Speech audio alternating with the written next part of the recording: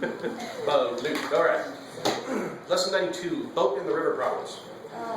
Uniform motion. Where we have something times something equals something. What is that? Something.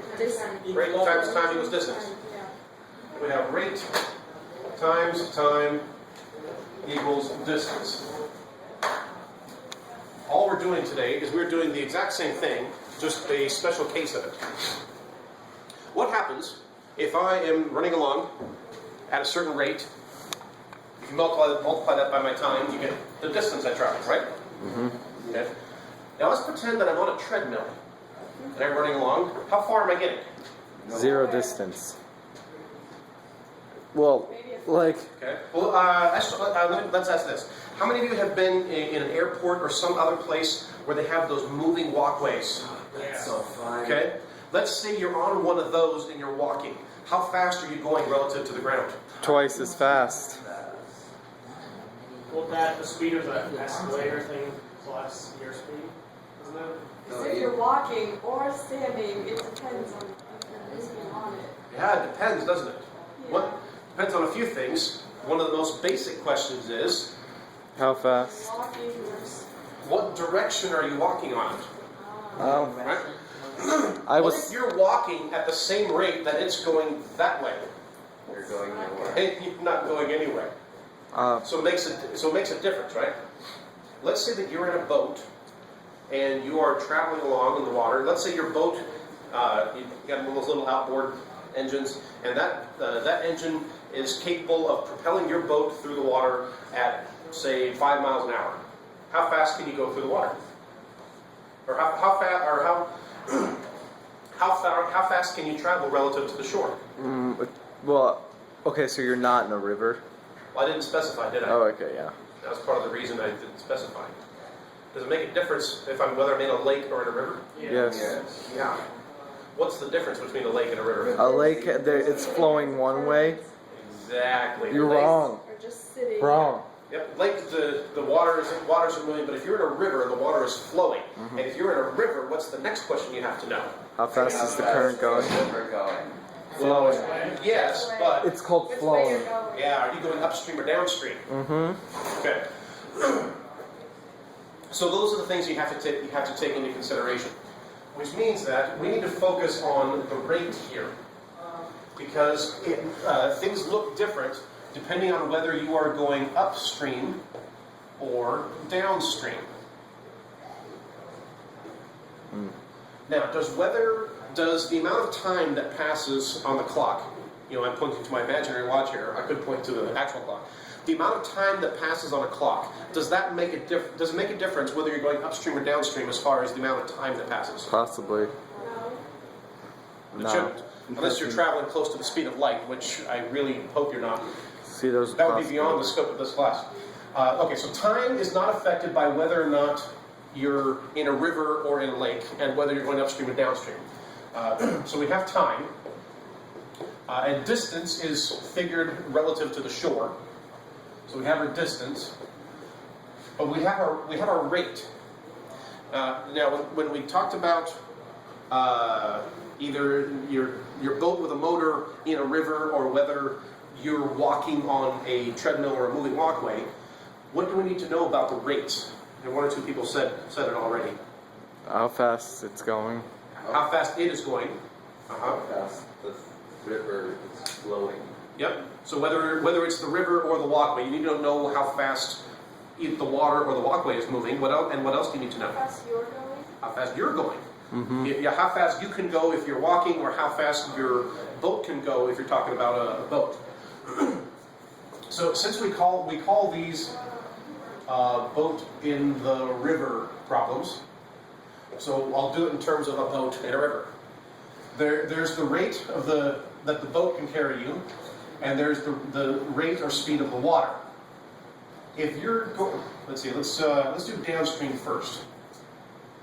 If we're going downstream, what do we know about the rate of the boat and the rate of the water? How do those affect where we are relative to the shore? Faster. Right? The water is carrying you along in addition to the boat pushing you along. So both of those things together are your rate. when you're going downstream. And what happens when you're going upstream? It's slow. The water is fighting against you, so however fast your boat can go, you have to subtract the speed of the water because that's the water, the current is going to cancel out part of the rate of your boat. So your rate upstream is the boat minus the water. Your rate downstream is the boat plus the water. Well, that means since we have two different scenarios, it depends on whether you're going upstream or downstream, we need to specify which time is upstream, which time is downstream, which distance is upstream, and which distance is downstream. So here we have two equations.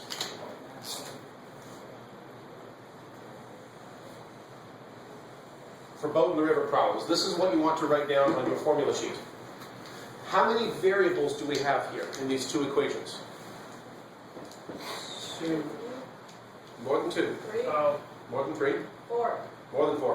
What? More than 5. 6. 6. Good job. Oh, because you're multiplying? Is that why? We have the speed of the boat, which doesn't change whether you're going upstream or downstream. So B, which is the rate of the boat, is one variable. You have the speed of the water, which also doesn't change if you're going upstream or downstream.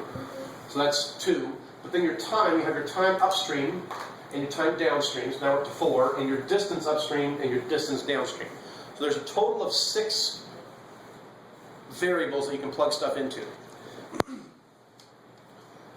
So let's see what things look like here.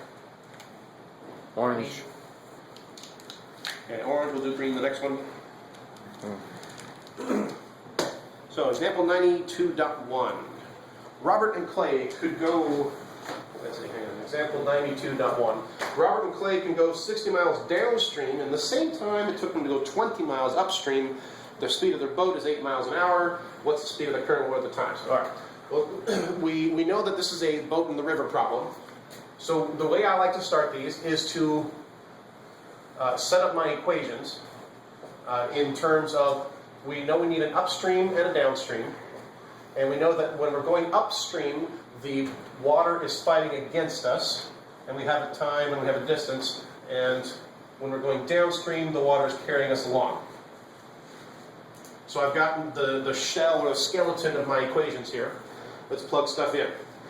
Typically with uniform motion, rate times time equals distance, I tell you to start with what? Orange colors. Orange color, oh dear. Distance. With these, it's not quite as important because you just have to plug stuff in. Let's see. Robert and Clay could go 60 miles downstream. Aha, so that's our distance downstream. So that's going to go here. And in the same time, it took them to go 20 miles upstream, so their distance upstream is 20. And it said that the time was the same. So what do we know about the time downstream and the time upstream? They're equal to each other. Whenever we have times that are equal, what I like to do is just call it t. So we don't know what the time is. We just know that the two are equal to each other. Now, the speed of the boat is 8 miles per hour in still water. So the speed that the boat is capable of, the rate of the boat, is 8. And what's the speed of the current? So we don't know the speed of the water, so we'll leave the W there. Now we have two equations with two unknowns, W and T. And now we can solve. Let's distribute. 8T minus WT equals 20. 8T plus WT equals 60. Well, that looks kind of handy. Let's just add those together. We cancel our WT. 16T equals 80. And what's T? 5-ish.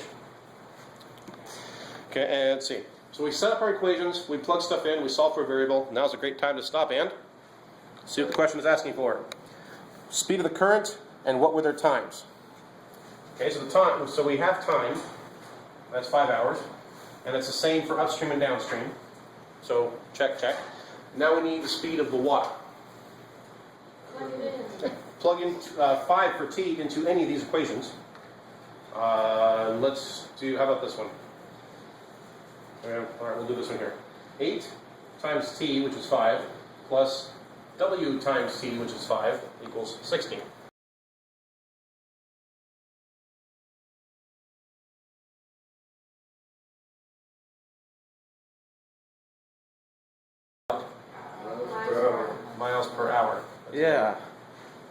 Those are our answers. I probably shouldn't. Okay. And sometimes it'll give you different things. So green was going to be the next one. Well, the bottom line is 2 equations, 6 unknowns. They have to give you 4 pieces of information so that you can solve. Say 92.2. How about the three equation, only two equation? Upstream, downstream.